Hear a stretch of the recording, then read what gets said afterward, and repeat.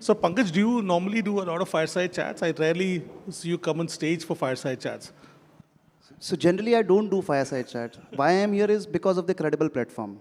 I think Thank you. Hurun has achieved that in last 13 years, so all kudos to you guys. Thank you. Pankaj, first question is, you got into the real estate business very young, fairly young. I always tell, when I describe about you to my friends, I tell you, you're one of the oldest young real estate entrepreneurs. So very young you entered this, and now it's been almost 15 years. So what has been the change since the day one to now?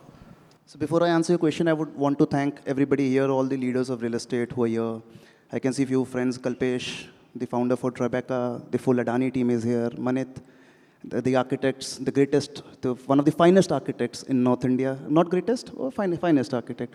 I have my friend Ankit from Sun City sitting here, and many other friends. So I would like to welcome you all on behalf of Hurun and GROHE for this wonderful evening, to all the leaders like yourself who are present under one roof. And thank you, Hurun, thank you, Anas, for making me meet my friends under one roof, and the powerful friends, not just general friends. So this journey has been very exciting. You know how it started, and that's a real story. It's not just that I'm cooking up sitting here. The day I finished my college, I studied in R.C. Munji, Bombay, where you belong.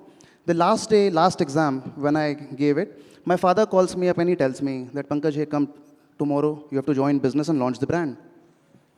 So it's all started from there.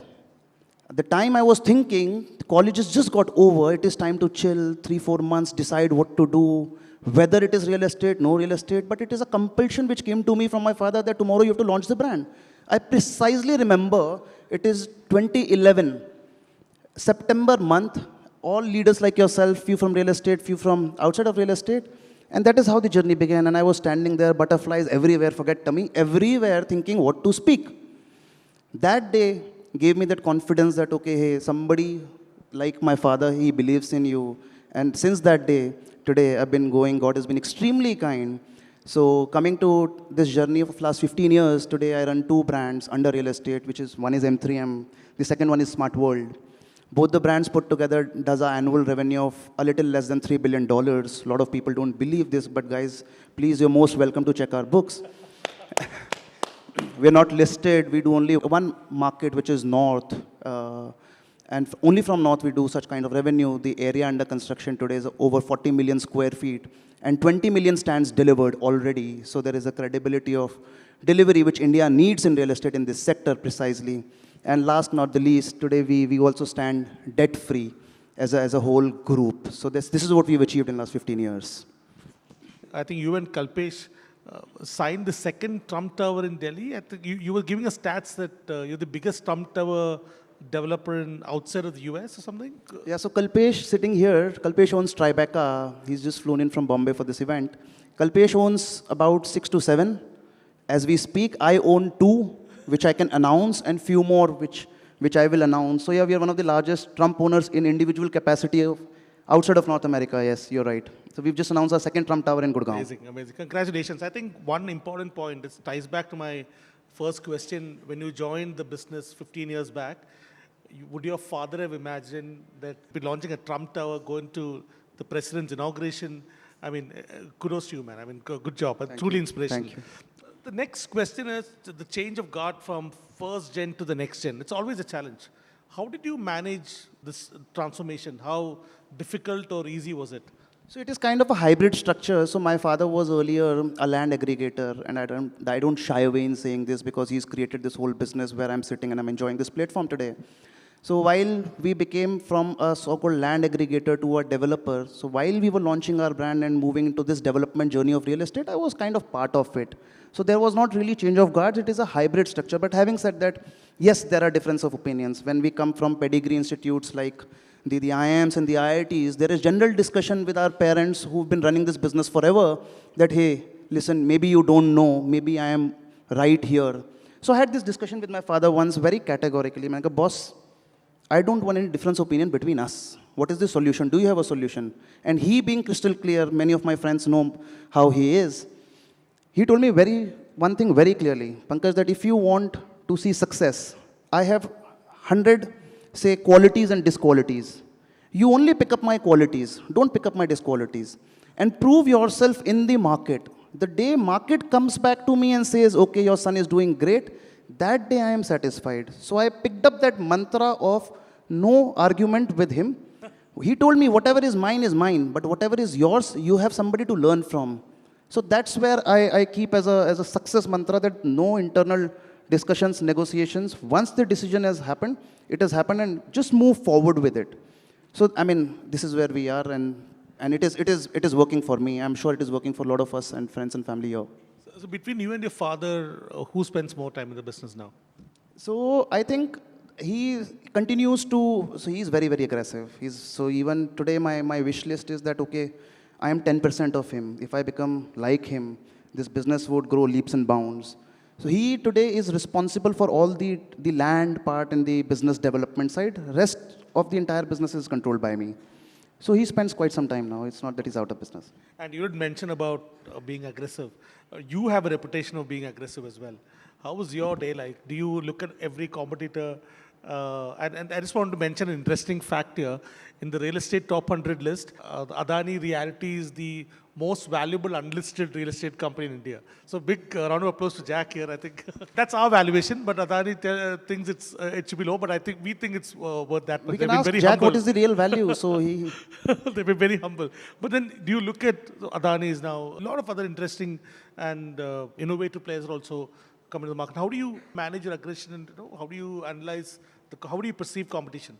So I don't think so. See, the market, Indian real estate market is so big that if we work in collaboration with other developers, at least the same thinking, all of us have same principles, the market is so big. Indian real estate is not fully exploited even till date. So why to think about competition? Why not work with our competition and earn money from market?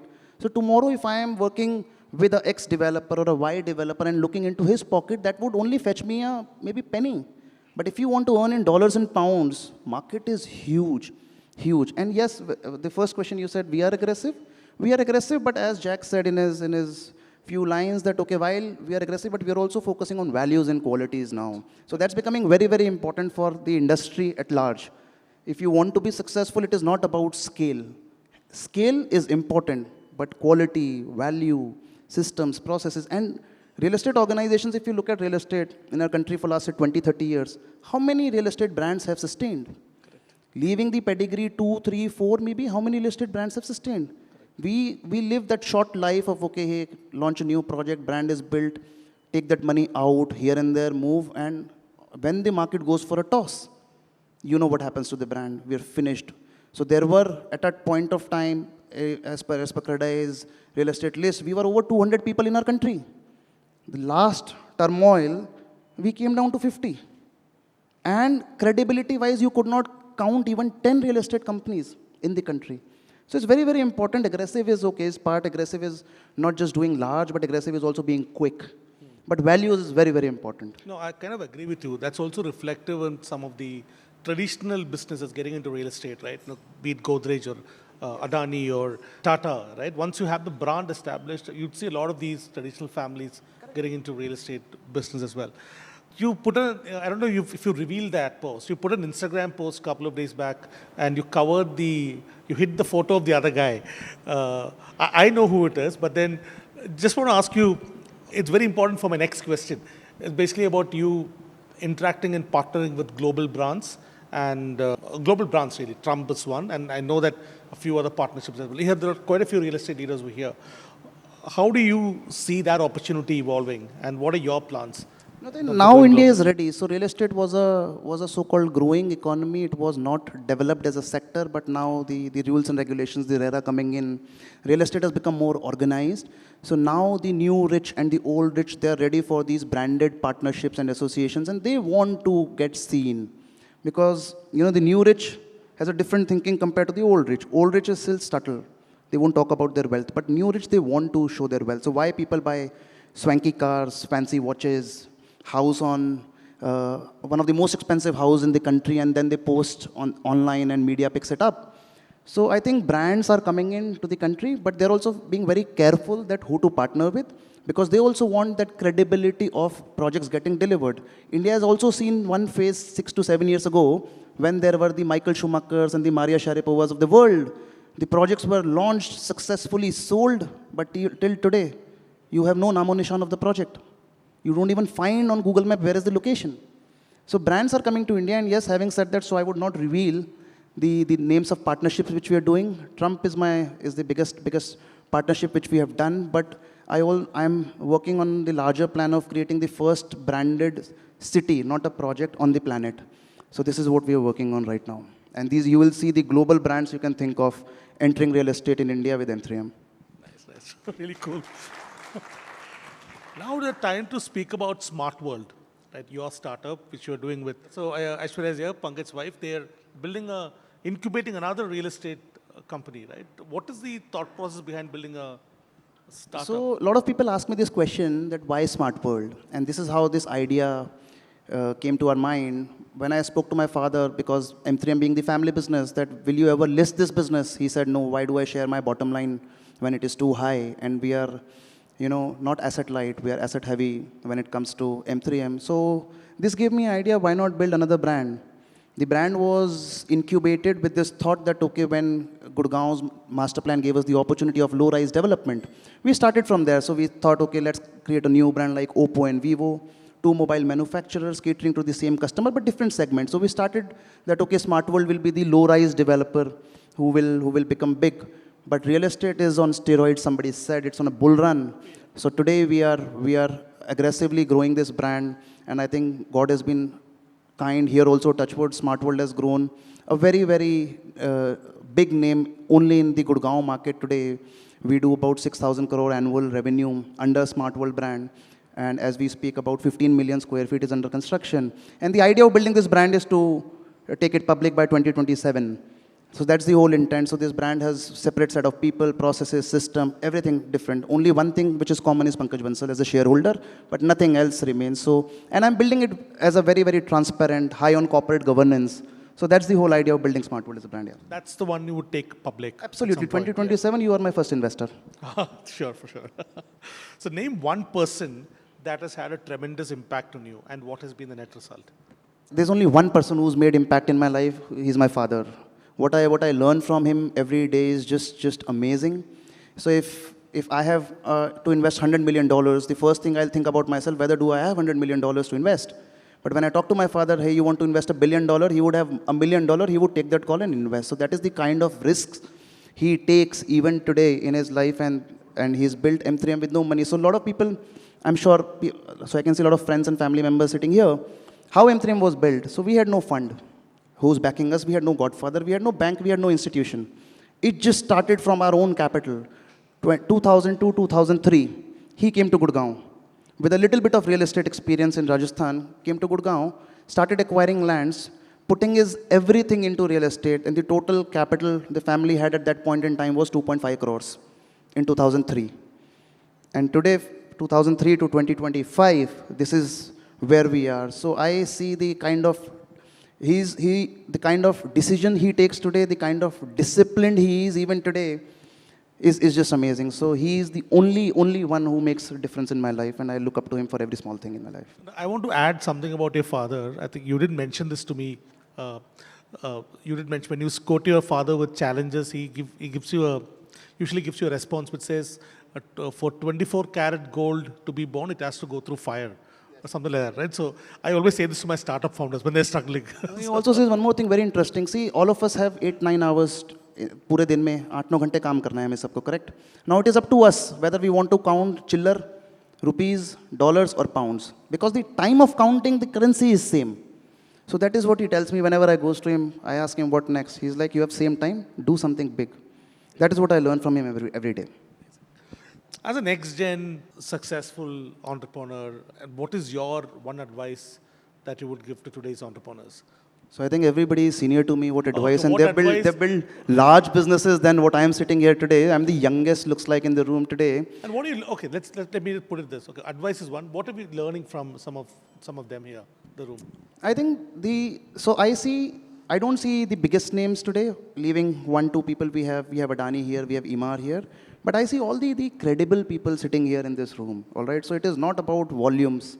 It is about credibility. This is the one advice. This is one thing which I've learned from a lot of people that if you do any business, the intent of doing this business should not go wrong. You should never toss with that, irrespective of the thing you're big or you're small. So generally, specific to real estate, we discuss a lot of times in our company.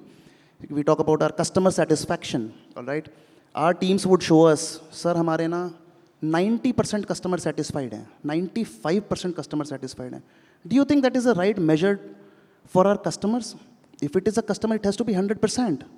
I mean, how many times we have got an iPhone which is delivered with scratches? How many times you bought a car which is accidental? How many times you bought a watch which is not working? Real estate has, over a period of time, developed this new concept of snagging, that we'll deliver to you first, then we will rectify the snags of the project, and snags have become a bigger department than the development team today. So it is kind of funny. And imagine we are saying 95% of the customers are satisfied. The customer, we are into the business of providing shelter, providing homes, largely apart from our commercial developments. So we have to think like that. For that customer, it is very important. It is his one house which he will own for his lifetime. I don't know whether he'll buy the second home or not. All right? So we have to change our mindset when we do real estate, that every single customer is important to us. And that is what we've been doing. And all the people, Vishal Bhaiya is here. Ashiana is a great, great name when it comes to quality and deliveries. So I see that happening. And this is the only piece of advice we need to be very, very sure of while we build our organizations. This is how institutions are built. Look at Tata's. Look at the Oberoi. If you don't like something, replaced. And no money charge. That is a brand. Thanks a lot, Pankaj. Big round of applause to Pankaj. It's good fun talking to you. Thank you, Anas. Let's hear a round of applause for three of our wonderful leaders here on stage.